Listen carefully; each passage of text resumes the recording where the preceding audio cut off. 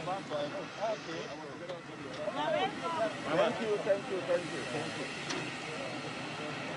Yobo, it's not this side.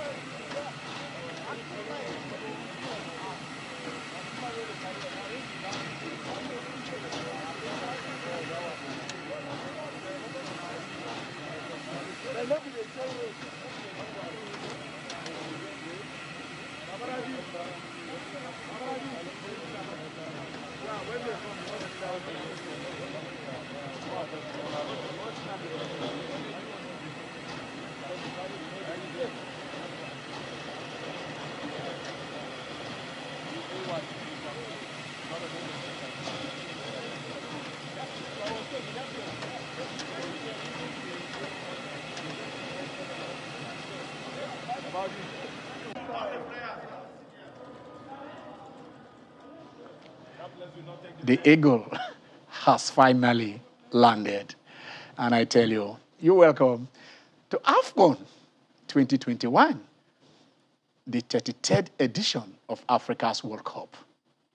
I am Ken Ochonogo, and we are going to take you through this trip from Lagos to Abuja, and from where all our gladiators are playing their international football, converging right there in Abuja, and route to Garoua, where they will face, yes, 3 solid opponents. No other, you can't have a worthier opponent than the 7-time winner. I tell you, if there are 32 editions and one team has won 7 times, it means they won it at over 20% of the time, while the rest of Africa, it is, you know the 80-20 rule. The rest of Africa has just over less than 80%, while the Egyptians has over 20% of the wins. I'm Ken Ochonogo. You welcome to Channel Sport on Sunday, and this is a very special edition because we are going to be talking AFCON. Of course, we sprinkle it with MPFL and then the happenings there, and we shall also look at a little bit of tennis. At the last count, we were saying this is our attempt to win it for the very 4th time. The 4th time we want to win it. We won it first time right there in 1980. Of course, who will forget Captain Christian Chukwujekwu, the chairman himself, who led us into winning that particular trophy. Then later on with the charismatic Stephen Keshi took us in 1994 to win it. And I tell you this because we won it first in the 12th edition of that. The 1980 was the 12th edition of the championship. 1994 was the 19th edition. I remember it clearly, very, very clearly, because Nduka wore jersey number 19. So when we wore, I said, yes, Mike, that is the thing. And then we went to South Africa. We did the 29th edition in 2013 to win it. Remember that in 1996, we were supposed to defend this title in South Africa, but we withdrew. So when South Africa came back to host, we went back to take what was rightfully ours. So I tell you, going to Cameroon, I remember the year 2000. I remember what happened. I'm saying, let's just play to the final. And I pray we shall play Cameroon in the final. And when we get there, we know what it's going to do. But before, Yemi, I know I want to introduce you. I want to acknowledge your presence. But let us first of all go to Garoua to know what is happening. We saw the arrival. Let's see if we can get the latest update in exactly how our team is raring to go to win the very 4th, our very 4th title in the African continent. Who else to give us the update than the one and only Babafemi Raji? Raji, how is Garoua? Garoua is fine. Good afternoon to you. Yeah. Garoua is very fine. We've had team meetings. We've had breakfast. At this point in time, we will be having lunch soon. Lunch is at 2 p.m. The program was changed a little bit. We also have had a COVID-19 test, a PCR test earlier, but CAF has moved it to between 4 to 6 p.m. That's when we'll have our COVID-19 tests right now. And afterwards, we'll go for our training. Our training is between 6 and 8 p.m. this evening. That's when we'll have our training session. The plan for the team is to have the first 15 minutes before the team starts training, and all media access for our colleagues that are already here and other journalists that are already here in Garoua, Cameroon, to have an interaction with the team. We are a media-friendly team, and of course, what other way to get this everyone, get to interact with the champions elect. because we are here in Garua for business, and not the business means to win the trophy. I like that. I like that feeling. Is that right? Is that the feeling in camp that we are here to conquer? Guavo's first journey took us. He won bronze for Nigeria. That is as a manager, but as a player, of course, he won the handband in '94 when we won in Tunisia. Is that the feeling? Is in camp from the technical crew to the players that say, look, we are in Garua, we are in Cameroon to take this trophy back to Nigeria? Is that the feeling? Even from the driver driving our bus, he understands the feeling is to win the trophy. We're in Garua for business. We're in Garua. See, our mandate is to win the AFCON. And it's reverberating. This is the energy everywhere. Every member of the team has the same energy. Every member of the team has the same belief. It's so strong that we know all we need to do is get there on the field of play and start winning our games. We've got just 7 matches to be crowned champions. And we've got everything already. The federal government of Nigeria, indeed, has done a lot, pumped everything up. I'm talking about Dr. Muhammadu Buhari, the sent forth. We all experienced that. The president of the Nigeria Football Federation, Mr. Majuma Pinnick, and the entire board pumping everything to make sure this happens right. There is no better time to be crowned champions than now. And it's just closed door to us. Our neighbors to the east, talking about Cameroon. What a place to win the AFCON. And the players are there. We've got quality players. In terms of quality in every department, we have that. And it's just about getting better than what we did in 2019 in Egypt. And that getting better is not finishing second.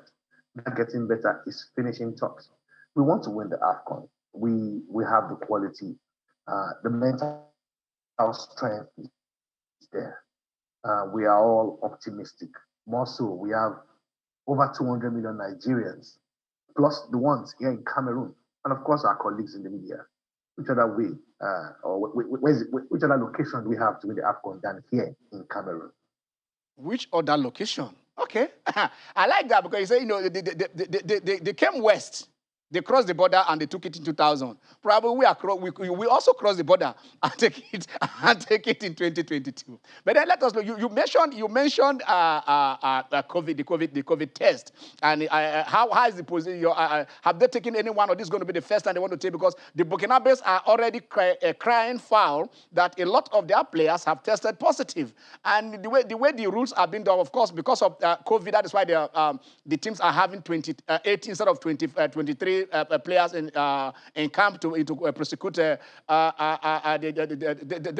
battles. But then, what is for the Nigerian team? Have we had any COVID? Is it the first one that has slated to take place today? And what it is like generally? How the players are feeling in this COVID infections going on? How is it affecting the camp? Are they afraid that somebody might test positive or stuff like that? But what is it like in Nigerian camp? Have we taken anyone, or this is the first one we are scheduled to take? Of course, it can't be the first one. Taking PCR tests is a routine. Okay. If there is any COVID-19 compliance team well structured, it's the Nigerian team. In fact, it's even mandatory that first you even have your double jabs. And then not just that, all protocols are well observed. In terms of internal communications in the team is top notch. From within, we know it's basic. Social distancing, face mask, and everything, that basic things we don't even toy with. And then number two, we know COVID just comes and blows anywhere, but we try our humanly best to do things to stay safe. We've had PCR tests. It's a routine, virtually every 72 hours to take tests, definitely. And to God be the glory, everything is in good stead. So far, so good. It's been wonderful. It's been 100% clean slate. We will have another one today, and it will, by God willing, it will be clean slate too, because as we've done our best as a team. The medical team, led by Dr. Ibrahim Garan, always on point to talk to everyone. We hold sessions on basic things to do. That's why when we have our programs and we say, okay, today we're having all access, tomorrow no contacts. There are ways we structure it just to make sure everything is right with the team. And I think so far so good, we've been good. We don't pray, or we pray that we don't witness the evil called COVID in our Call team. No, COVID. All never. right. Okay. Okay. Let me. I will take a COVID question and ask you the next one. Who administers the test? Is it the Cameroonian authorities? Is it the CAF, or is it our own medical team? That is the first one. And basically, the team list is out. You see, we have from the last count, we have 26 players in camp. The other two players, are they likely to come, or they are not? Or we should just forget, their arrival at Garoua or in Cameroon entirely.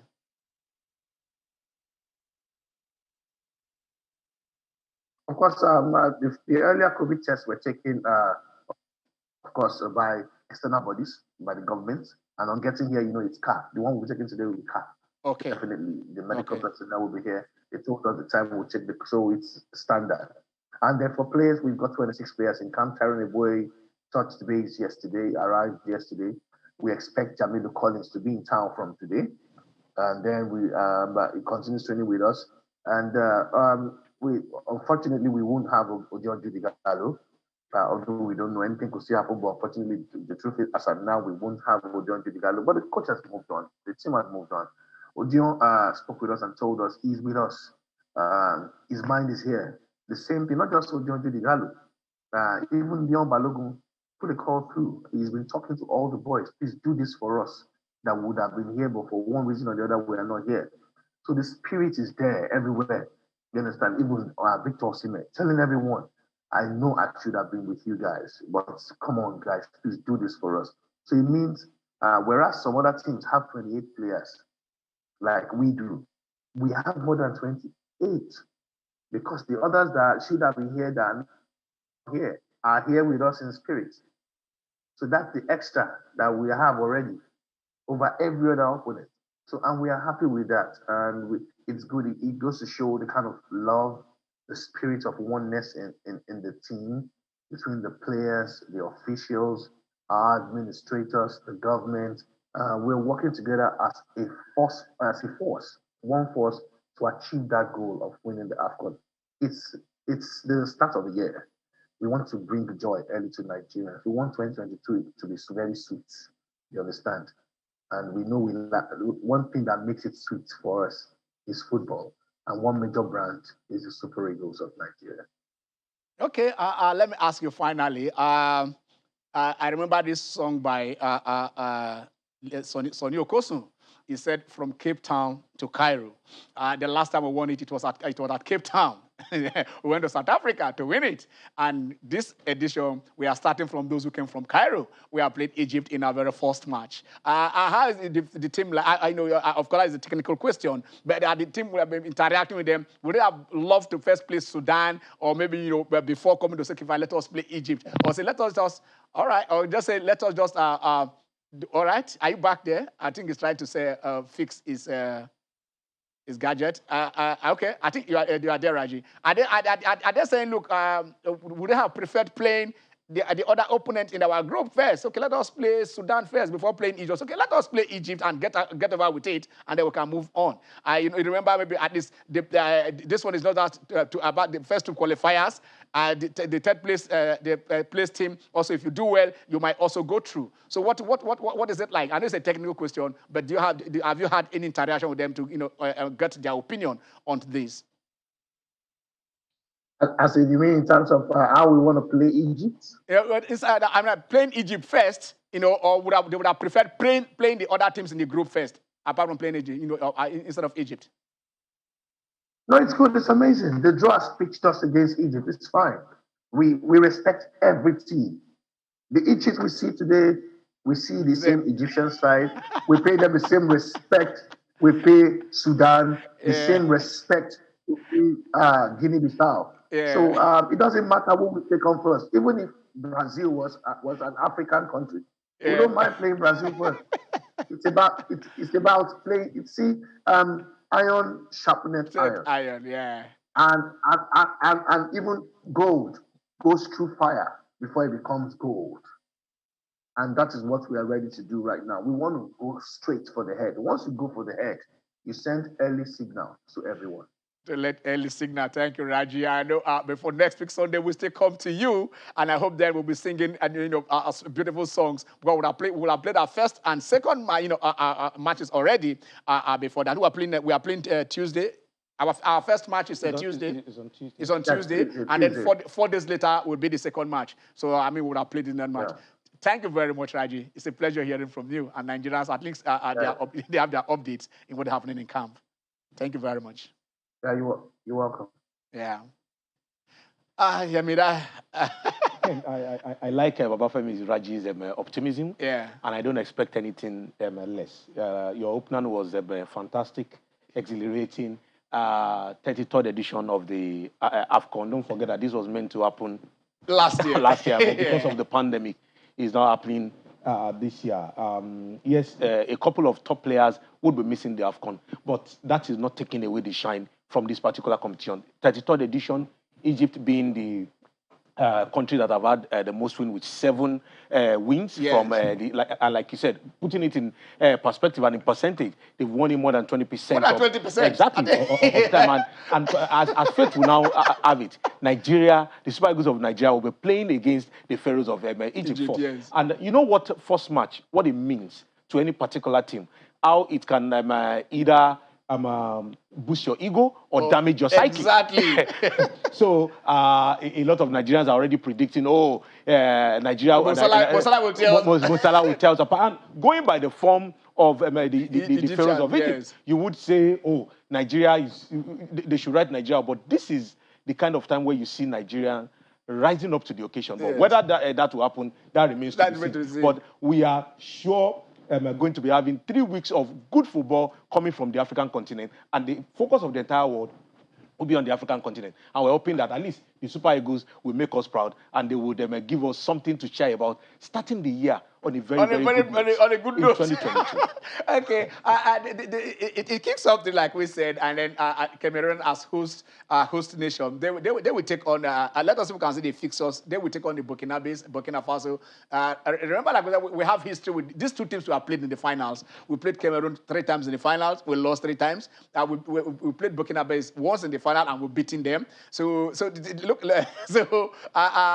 is the thing. Cameroon can be likened to Brazil. Absolutely. Brazil have hosted the World Cup twice. They've not won at home. They won 5 times away. Cameroon is hosting for the second time. They won 5 times away. But not at home. But not at home. So if history is going to repeat itself, yes, we don't see them. No, they're not going to win it. They're not going to win. As right if they're going to play Nigeria, I wouldn't mind. And for Burkina Faso, their last appearance was in 2017. Yeah. And again, we played them at the final. In 2013. In 2013, yes, where Nigeria. I know you remember bouncing. Exactly, bouncing.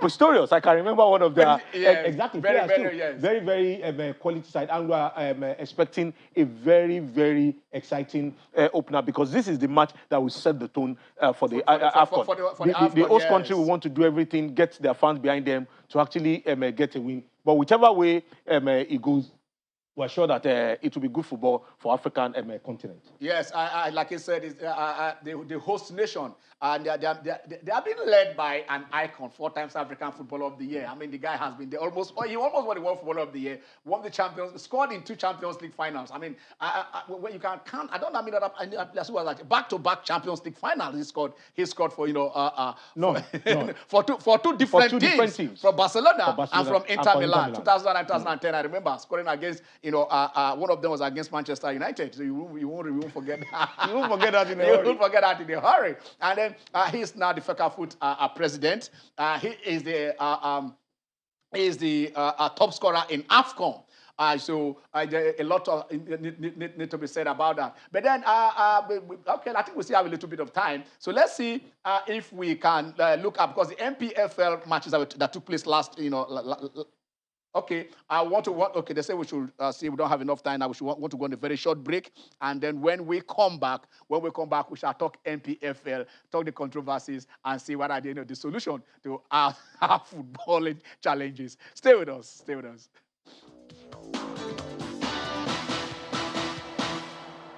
All right, you're welcome back. It's the Channel Sport on Sunday. And that was the match between Dakar FC and Remo Stars. and a lot of things, some talking points, and controversy, reactions, and everything. You saw what happened during the match. You saw what happened after the match, and then also the Akada FC came in to say, okay, fine, it is a fan, but later it was identified that the person who did that who assaulted the referee, is actually the assistant coach of the team. The LMC have meted out their own action. The state government also through their through their spokesperson also say, okay, we are suspending you, and then we want to prosecute the guy. But then this happens. You're welcome to the show. Thanks again for having me. Happy New Year. Happy New Year. Okay, you saw one week one controversy, you know. Yeah, we asked for the league, and now we have got the league. Yes. Be careful for what you ask for, or you might just receive it. And I think this is insane, in respect of whatever will have happened. Yes. So what the assistant manager has done is that he can go to Supreme Court and slap a judge of the Supreme Court. Yes. Yeah, because yes, the arbiter, they are not infallible, but these are part and parcel of the game. That was a clear penalty. And incidentally, we have talked so much, we have belabored so much over home advantage in Nigerian league, but now we are seeing an away team getting undue advantage, which I think even the league board should look into. And the I think the league board said they should look at the match commissioner's report. They should look at, a lot of, I think we have those things, probably we're able to read them. There is no justification for that assault on the referee, but I think again the arbiters also should be investigated for the way they handled this match, because they not cover themselves in glory. Okay, we'll see. We will see if we can get. We're trying to get in touch with a FIFA instructor, and then CAF and FIFA instructor, probably a referee of repute, former referee of repute, and then maybe he will give us an insight into some of these things. We're talking about also the AFCON. What has been last time we looked at that Nigeria just one assistant referee. No, with this kind of show, this kind of you have them. But to be fair, of course, we already saw that thing from one camera angle. Probably that's why they're saying in this AFCON, all 52 matches, they're going to use VAR. If the NFF have invested, of course, I know they have a lot of financial challenges that they've been going through. Maybe they invested in all this technology-wise to say, okay, fine, we can have these things and then get it in Nigeria, or apart from them. I don't think everything is all about money. Look at the VAR scandal in a way between Atlant. And one thing that baffles me, when you talk about player education, as a goalkeeper, the first thing, you go to your net, check the net, check for juju or whatever. That is one of the first things. And check whether it's torn. Yes. So you remember Joe Hart? Yeah. When the UEFA Cup, you might not like to hear it, he complained to Jose Mourinho, and he went to the referee and said, please measure this goalpost again. As whether it is the right one. So I think the players should so, but Ken, whichever way you want to look at it, it's not in Garoua. Whatever, no matter how bad the performances of the arbiter, the referees, yes, there is no excuse for an assault on any of them. It is totally unacceptable and very, very condemnable. Okay, let's see if we can, if we are free to join Kalisa's Chukwujekwu. I call him, he's my friend, I call him Referee Olojoro. Because no matter anybody that doesn't get the right side, you always complain about referee officiating. Whether it is in Nigeria or internationally, everywhere, the fans, any whistle that's against your team, I would bet to be unfair. Chooks, how are you? Happy New Year. Happy New Year, Ken, and my friends in the studio. In fact, the last speaker said a whole lot. Yeah. Under no circumstances would a human being be assaulted. How much more somebody that is doing football arbitration? So I think whatever happened there is something that we cannot take lying down. Okay, can you, these things, like we said, we seldom see something like to this level. I mean to brazenly go out there and assault a referee before the whole world. what you officiated in Nigerian league for a very long time. What was it like? I mean, what has it been like? I mean, what the Nigerian referee, when you go out, what protection do you have? What instructions is the association giving to you, and then and the assurances before you go out there to officiate matches? Can you just give us an insight of the life of a Nigerian referee on a match playing day? It was something that we looked forward to. We loved doing matches because first and foremost, the spectators were in large numbers. The turnouts were beautiful. And if you did any good game, people would appreciate you. But I think one of the biggest problems that we're having presently is the fact that the people that run our clubs, first and foremost, the state governments got involved. And when the state governments got involved, every Tom, Dick, and Harry started running football clubs.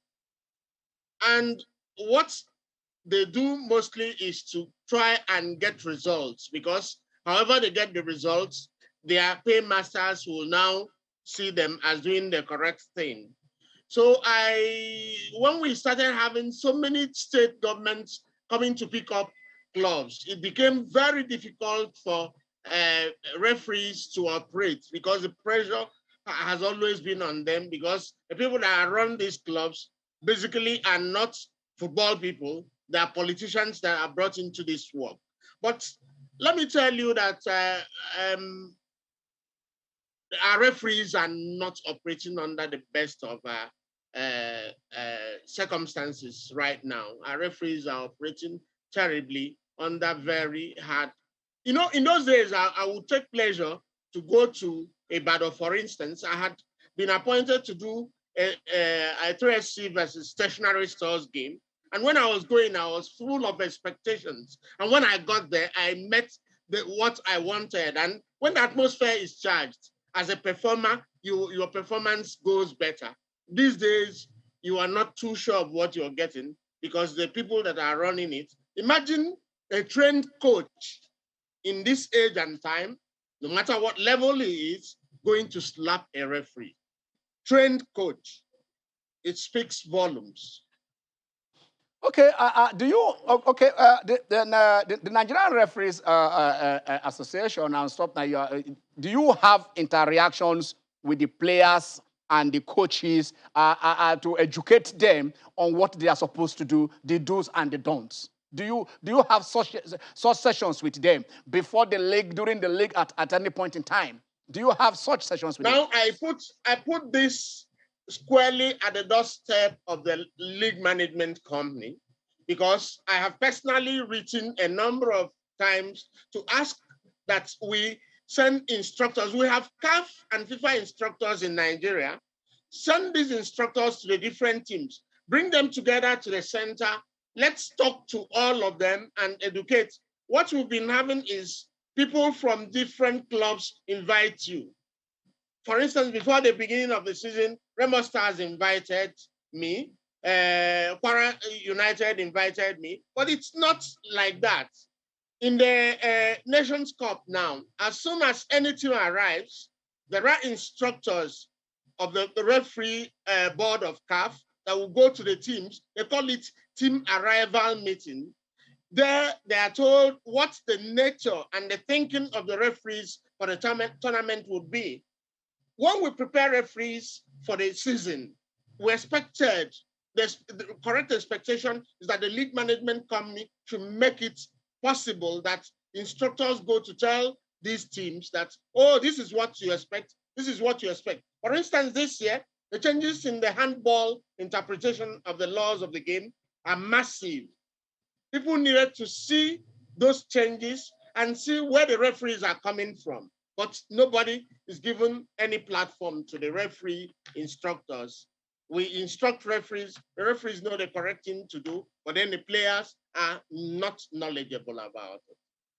Okay, you have officiated, you are officiated in AFCON before, right? Yes. I was in the 2000, and in fact, 20 years ago, I was in AFCON in Mali. And you officiated. Now, what is your what is your take on the list that just came out from the, in the past few years we have not have our presence there, and right there in this our our next door neighbor we have just one. I don't want to say a single assistant referee is the only person we are sending there. Is it that the Nigerian referee is not good enough, to be in Africa, or what is the position? Is it politics or is it competence? It is lack of strategization. We need to strategize. These things are not meant for big countries or small countries. In fact, if you look through the list, you notice there are so many small countries, but they have put their strategies properly. The strategies are proper. And once they are proper, you now get there. We have only one assistant referee because most of our referees work as individuals. We need to, as a nation, as a football federation, strategize that, okay, these referees will be in this class. Then after this class, the next set of referees will be in the class next to it, so that as soon as this one is stepping out, another one is coming in. That's what most of our countries do. But here, our referees work as individuals. They work, and then when CAF sees that, oh, CAF has even challenged us, they say, come and give us your best bet. Do we have what it takes to strategize and keep the very good ones at flow at every given point in time? If you remember, the Confederation of African Football is made up of 50-something nations. 54 about nations. 54, about 54 nations. Yeah. And every nation has a right. Many a times we think that because we're a big nation, we're a big playing nation, that we now sit back and then the thing will come to us. We need to strategize. That's the only thing that I can say for now, because we're not strategizing enough for our referees to be there. Okay, let us see how we can bring this down. You didn't tell me how you felt. Your personal feelings. I want Nigerians want to know this. Your pulse. You feel bad that we have just one day, or could have had more. And like you said strategizing. I want to know that strategizing. If you are competent, were you ignored or strategizing because we are not good enough in terms of competence, in terms of politics? Because almost maybe a lot of francophone. Yeah. Go on. Now there isn't much of politics when it comes to refereeing. Okay. Refereeing is based on current competence. Now I tell you that CAF has levels. Before last year, only Samuel, that is in the Nations Cup, was in the elite class of CAF.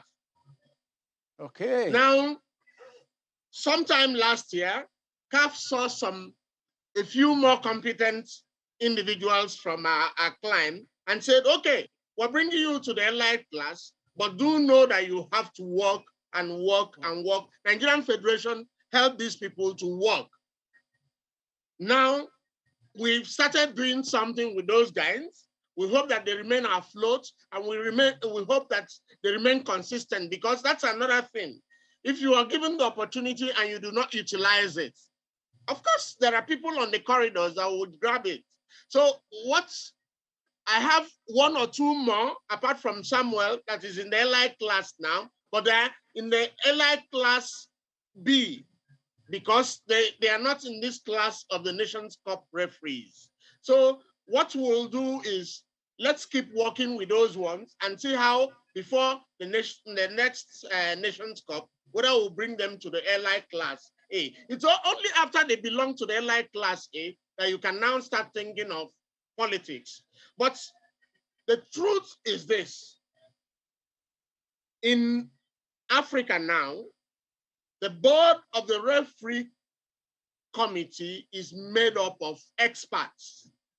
They are all retired referees. They are all World Cup attended referees. They are all African Nations Cup attended referees. They all belong to the class of instructors that FIFA and CAF use. As we speak, even in the village, I am working with CAF every day now to do something. So for a nation like ours, we have to get back home, strategize, and move forward. We have 2 more people that have come to Elite Class A, but those 2 more people did not make this cutoff because they only came in last year. And you know that Nations Cup is a 2-year thing. Once this Nations Cup gets over, CAF will start looking at the next level of referees for the next Nations Cup. Okay, let me finally ask you this. We saw that clip, and then a lot of were commending the referees' comportment that you got those 2 hot slaps, and then you didn't react. We read in certain other climes where some referee carry something to defend themselves and attack. Let me ask you this: if you were the one that was giving this, or have you ever received such an assault when you were officiating? This is exactly what a guy from another medium asked me the other day. And I told him that growing up, I received worse slap than this young man. But the truth is this, Ken, we train our referees to behave the same way. Because, take for instance, this was the home of a club. And then that young man tries to do something. The attack on him will be terrible, and then we might start losing lives. Is it not better that he kept quiet the way he has kept now, and this man slapped him, and then the laws have taken the man to task? I hear he's a coach. I hear his license might be withdrawn as a coach. All the certification that he's gotten as a coach might be withdrawn. Is it not a better punishment than this man hitting him back, and then chaos will come to bear in that place, and then maybe somebody will eventually lose his life. So referees are trained under such circumstances to remain calm. The laws will always protect them. Thank you very much, Chooks. Thank you very much. It's always a pleasure. It's my pleasure. It's my pleasure, Ken. Once I get into Lagos, we'll start talking. The Nations Cup is around the corner.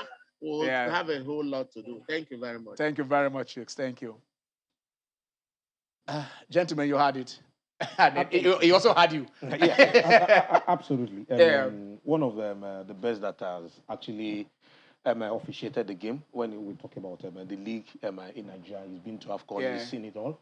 Although in Ibadan, I would say fans of 3SC. You don't like him. We don't like him.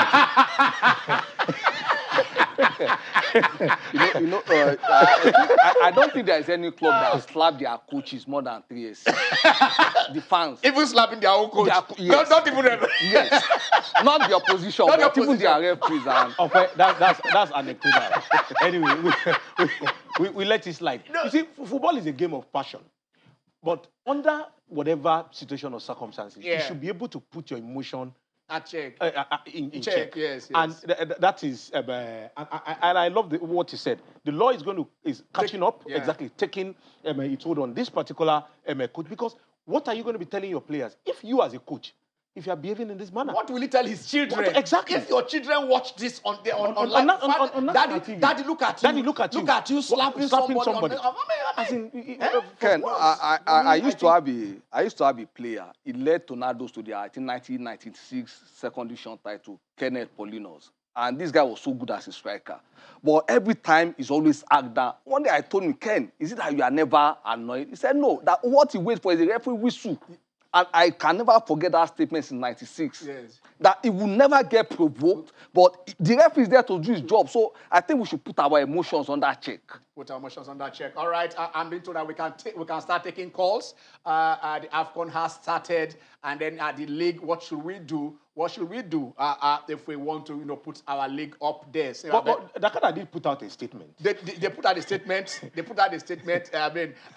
Saying condemning what the guy did, but they said the person was a fan. They didn't say he was I think it was better that statement never came out. So because it was after the game. It's an insult. So it was after the game. When everybody saw what happened. Right there on the pitch. And that's what we keep saying about matches being recorded and being on live TV. Yes. If we didn't have this kind of footage, a lot could have been swept under the carpet. Yes. But with this recording, this video, I think it's very, very glaring that this is what has happened, and he must face the full wrath of the law. Okay, let's see. Let's get today.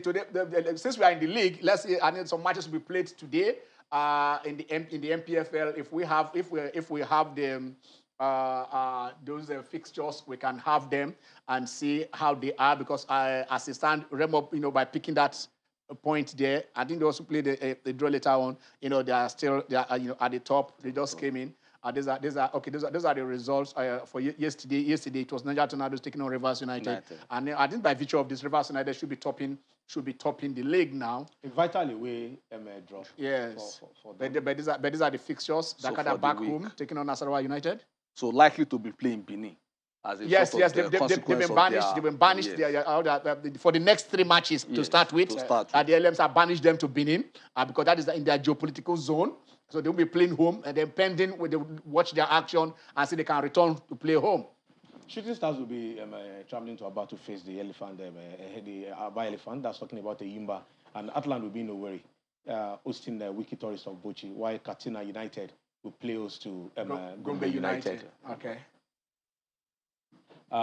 Rangers will be the guest of Kwara United. I'm sure Olafe will be very much interested in this.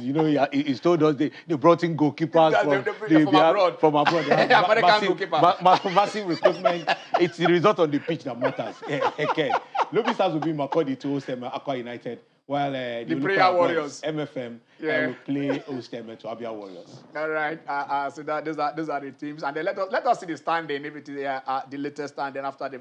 Okay, so Remo Stars will play host to Plateau United, okay. And then Kano Pillars will be the guest of Sunshine Stars. All right. So those are the standings now. Iva United, they played 5 with 9 points. Remo Stars 4 matches, 8 points. Rangers International 7 points. Kwara United 7 points, Aqua United 7 points, Wiki Tourists with 2 matches at hand, 6 points, Nasarawa 6 points. Who are the bottom? Sunshine Stars, and MFM, they need prayers. MFM 3 points, Katsina United 3 points, Atlant 4 points. Okay, at Atlant and Sunshine, they have a lot of teams in common. Yes, it's still early days, but I'm actually watching out for the newly promoted teams. Talking about Gombe, talking about Shooting Stars and Remo. Where is Shooting Stars? Shooting Stars is 12th position. Okay. So I think 4 points separate these 14 team from the table top. Exactly. They refer to Shooting Stars as the yo-yo team. But I'm sure that they will do everything within their powers to actually remain in the early division of the. All right, so for you fans, you can go over there. All right, Makati is with us here in Lagos. Hello, Makati. Makati, how are you? Yeah. Go on. Yeah, good afternoon. Good afternoon. I'm enjoying the program. Thank you. Yeah. Please, I just want to talk about the coach that slapped the referee. It is bad behavior. Okay. Because all these things, if these things should be happening in our MPFL, I don't think people will end up watching our games. And it's so bad about our, sport in Nigeria.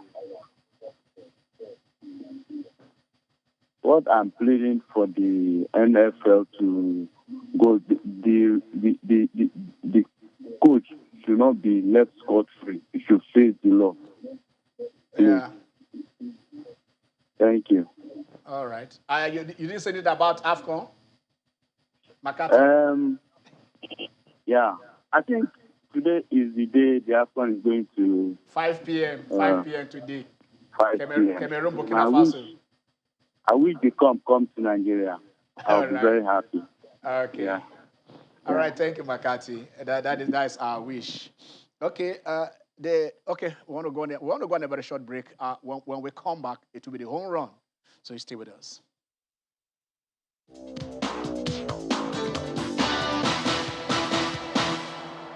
Super Eagles captain Ahmed Musa, another training session gone so far? Yeah, it was good. As you can see, we have yesterday the game, and today we have another training. So all the condition is good, just ready for the first game to play. And then thank God the other player that we're expecting is in camp this morning. Yeah, we're still expecting the calling, so maybe before this evening it's gonna get to come, so that we'll have everyone in the camp. So what are you guys saying? I know you've met several times. What are the players talking about as we count down to our first game on Tuesday against Egypt? Yeah, definitely. I talk to the players. We know what's important, because this tournament, when we win it, it's gonna make a very big impact to our own country, so for our own family too. So definitely we are all ready. We know what we can do. If we give all our best, we know that we can win the tournament, inshallah. Thank you very much. Thank you. Yeah, that's the captain himself. When we won it in, when we won it in 80, the captain, Christian Chukwujekwu, I mean, I noticed something. I was talking about, Obadi wearing number 19. When we won it in 1980, it was the 12th edition. And Chukwujekwu loves wearing jersey number 12. I don't know, that is his, I don't know. Yeah, so probably I think I would, but that should be his jersey number. And that was the 12th edition. But we have a playing captain. But when we won it in 93, and then in 94 and 2013, Keshi and Yobu were they were just there. Whatever it is. So Ahmed Musa is also coming to the tail end of his, of his career. But this is it. He has always been there. I think he has always been there, and that is what we are saying. All right. Who do we have on the line? Garba calling from Makodi. Hello, Garba. Garba, how are you? I'm fine, Ken. Good afternoon to you people. Good afternoon. You are doing a fantastic job. Let me go this way expressly. I want to make comment on the coach, or what they call it, or assistant coach of the CADA. Yeah. They have slapped official, the referee, assistant referee, or referee, have said. Nigeria, we need to stop this attitude of I must win syndrome by all means. That's one. We can't take that one out of our heart. Our games will progress.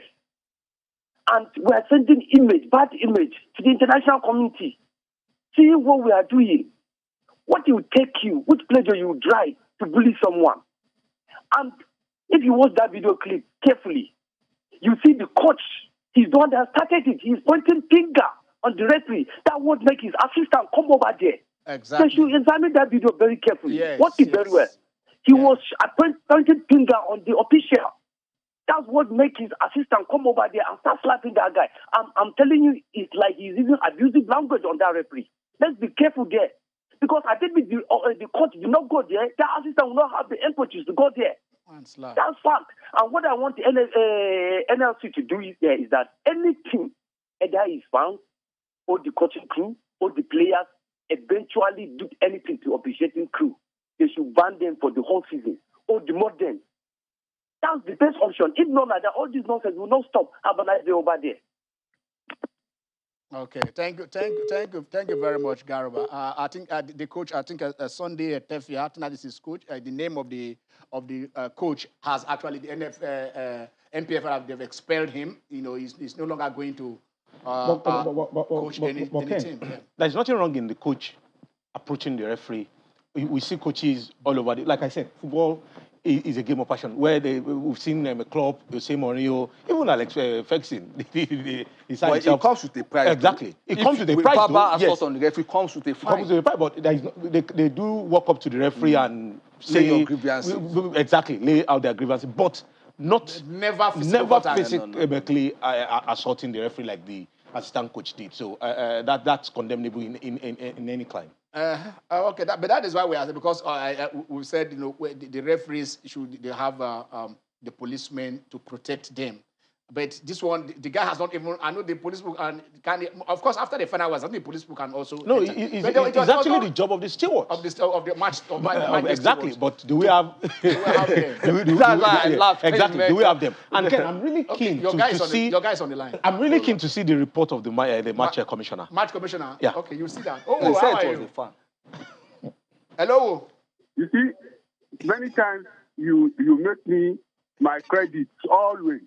At least I'll be calling. Don't let me go far, Jack. What I want to let you know that in Ikwara United, we normally invited, before the tournament started, we invite almost 3 coaches referees to come and learn, all our boys to come and learn. That's why since how many years now we have a problem. Since that time in the Kwara State, we don't have problem again. Go and notice down. I'm telling you. Chuk said so that he was invited. Yeah, he said so. Yeah, we invite them, and we lecture all of us, even to the extent that we're going to the fans in the stadium. Okay, that is number one. The assistant coach, I want them to do one thing. I saw this. It was in my WhatsApp. Second day, I got this information. They sent it to my WhatsApp, and I sent it to all the fans. That please, you see what is happening in Dakar now. Please, so I don't want it to happen in Kwara United, because it makes Dakar have a name now. The whole world now, they are watching TV. Channel television. The whole world. Let me tell you. And then now this is now going to the CAF now. It goes to the FIFA now. How the position we expecting from those FIFA or CAF now? That this is how our assistant coach or coach, even if the coach was copied, if you look at the way the coach is addressing the referee, that's why he come out from the back to come and slap the guy, because you already hear from the coach that he's talking something to the referee. That's why he come out from they're supposed to ban the coach too. I'm telling you, if they get properly, the coach was the one who started it before the guy come from the back. You have all those things that you do in relegations, the way the referee said, that referee, we invite him in Kwara United. I like the way, the manner that the referee done. I like it. Don't worry. I want, if they don't do something, by the grace of God, the son of that referee, he will sue that man. Go and put it down. The son of that, he will sue him. Thank you very much.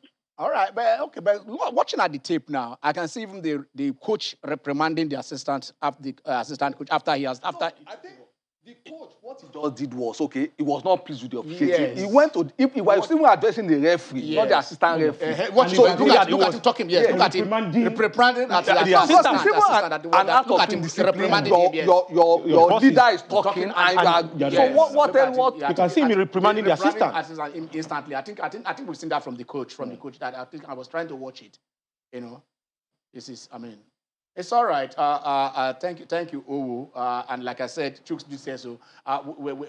Probably there are some other clubs that would have invited some other referees also to come and talk to their players. But like Chooks said, I think the learning curve is for, he has put the blame at the doorstep of LMC. They should take the bull by the horn, and let's have this kind of a forum where the referees will come and educate the fans and the players. Exactly. You can so the coach where they will tell them like technology look at the rules. Look at the changes in the handboard that he was referring to. Hello, Dayo. How are you? Good afternoon. Good afternoon. Yeah. Hello. Good afternoon, Ken. Good afternoon, Dayo. How are you? Fine. Yeah. Compliments. Compliment of the season. Sorry. I'm hearing. Go on. Sorry. That man that hello. That man that slapped that guy that slapped that referee, that assistant referee. Yes. Hello? Yes, go on. Has he been arrested? I think they said Jakarta said they have reported him to the police. They've arrested him. They've reported him to the police. They should arrest him. Now he should be arrested. He should be in police custody by now. It's a billable offense. It's a billable offense. It's assault. But from what they said, yes. Go on. Ken. Yes. It's a national embarrassment to Nigerian League. It's a disgrace to Nigerian League. Number one, it should have been custody of police by now. Maybe by Monday, they will charge him to court. Then, number two, please, you see, there's nothing impossible. This Nigeria national team can still do something. Exactly. There's nothing impossible. With this AFCON that's starting today, they can spring surprises. Yeah. And they will surprise many people. Including me very soon. My very self will surprise me. Because there's nothing impossible. Yeah. Then, please, hello, let me talk at that thing. I thought you said Baba Jebu has taken over National Stadium in Surulere. I think there so. Now. Nothing is happening of course they will do. Are They will, deceiving when they Nigerians? finish, they will hand Nothing over. is happening in National Stadium. No Yes. work is going on there. No, Yes, I was there myself. The And Membo. nothing is there as I'm talking right did you now. go into the National Membo? Stadium. This, hello. Yes. Did you Hello, are you enter? hearing me? Do you have Are you access to hearing the me? Membo? The Abuja Stadium has been delivered to Hello, Ken, please hold on. Abuja. Dio. What is happening? All right. Dio, I think they are working. It's not the same piece. That place, we call it the Sports City. Yes. And it's compared. So you have the NIS, you have the Membo. So the PPP with the Baba Jebu team is for the Membo. Because you still have the indoor sport tour, which was not part of what was contracted. Exactly. So it's for the Membo, and work is, I think the last time was about regressing, but work is going on there. Okay, good news coming from AFCON. The prize money has now been upped. Last time we told you about the prize money when we compared it with the FIFA Arab Cup. But right now, the winners will go home with 5 million, though it is not as much as the other. That is the new prize money for AFCON.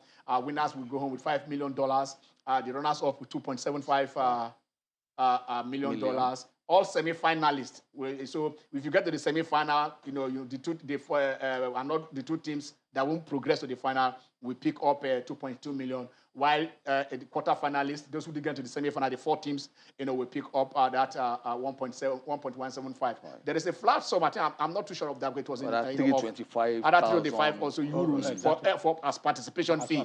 We know that for the FIFA Arab Cup, it is $750,000. For the participation fee for every team that will go in there. But when we're able to convert it to dollar, we should also let you know what that amount stands for. But this is what the price is. The Super Eagles is a tournament team. The tournament, they progress, they get better on each tournament. You don't win 8 bronze medals. 4 silver and 3 gold medals. So they've been in the final 7 times, winning 3 and losing 4. If we get to this final, we have to equalize. I'm making the 4th. I'm making 4-4. You understand? Absolutely. So we are a semi-final team when it comes to the AFCON. Yes. So even when it was 8 teams, golden bronze. We have never lost a bronze. Thank God, I think from front, maybe there won't be a 3rd place match. But we have never lost a bronze medal. No. Anytime we get to that semi-final, the minimum we can come home with is a bronze. Since 82, it was only Betty Vokes that failed to get us to that semi-final. You understand? Since 1982, as defending champion. Only Betty Vokes in 2008 that failed to get that was Nigeria when Ghana hosted. Agogo. Okay. It's like they always hosting, like Cameroon hosting 72, 50 years later. Ghana hosted 78. And, it came back to 2008. So at least like Egypt, 1986, 2006, and then you are not seeing they will not be coming back. Only Nigeria we hosted. Okay, we hosted 1980 and 2000. 2000. And so Dayo spoke about spring surprises. Yeah. I think our football should go past that level where we're talking about surprises. We should know. 94, we knew we were going for something. Even 92. Yeah. 92, we knew we had a very complete team. We had the best team in Africa. We knew we had a complete team in 92. Losing to Ghana in that pulsating semi-final. And that was the cause of Ghana for Western. Western never beat Ghana. Okay, under Western, we never defeated the Ghanaian Bastards. We never. Okay, let's just briefly leave football in the last few minutes that we're having and go to what is happening to Djokovic and then COVID right there in Australia. What is your take? I mean, the guy said he got I don't understand this politics. He didn't grant himself the exemption. The medical exemption. First of all, my position is, if you know you don't want to take the vaccine, be ready for the consequences. Everybody have their rules.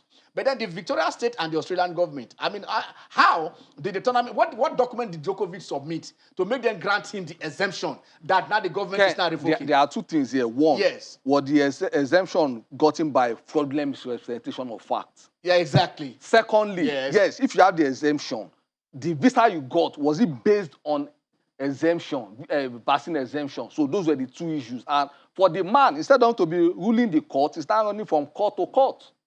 So it's really... because you say this, I want to so that you can say it. Because it was not only Djokovic.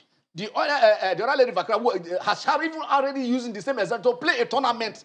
So is it not that they are not seeing it? Because they granted her exemption, the same exemption, after playing a tournament. They now realize after Djokovic, that's okay, fine. She also has to be, so and that's why it's an embarrassment to Australia, Tennis Australia. Yes, this has not been properly managed, and again, I love the fact that this has brought undue negative attention to them. This could have been properly managed. And like you said, yes, you got a medical exemption. Yes, you gave him a visa. He got into the country and he was now detained at the immigration camp. I think this should have been properly managed. But now they're going to rule maybe by this evening, and which will be Monday, Australian time. We will know the fate of Djokovic. But I think this has not been properly managed. This is an unforced error from Tennis Australia. I mean, because it is funny because right now it has caused international diplomatic row between where it goes with everything the people of Australia, the Australians, they've gone through, I don't think they want to take it lightly with anybody coming without getting vaccinated. Exactly. Without the lockdown in Australia, it will be... You know, they have one of the strictest COVID rules, and that's why an average Australian is thinking, no, they should not give anybody... I think they say they have about 90% compliance. Exemption. Yeah. Okay. AFCON has started, like I said, 3 weeks of good football we're expecting from Africa, and we're expecting that the Super Eagles will go all the way. All right. I just hope the Dakar experience will be the lowest point for the league this season. All right. Dakar experience, AFCON experience, Australian Open. Maybe in the next 2 weeks or so, when we have the time, we should reach out to the new CEO of the LMC. We wanted to settle first before we bring him. But now with all this teething problem from day one, probably we might get him here sooner. I'm Ken Ochonogo. Have a very blessed Sunday.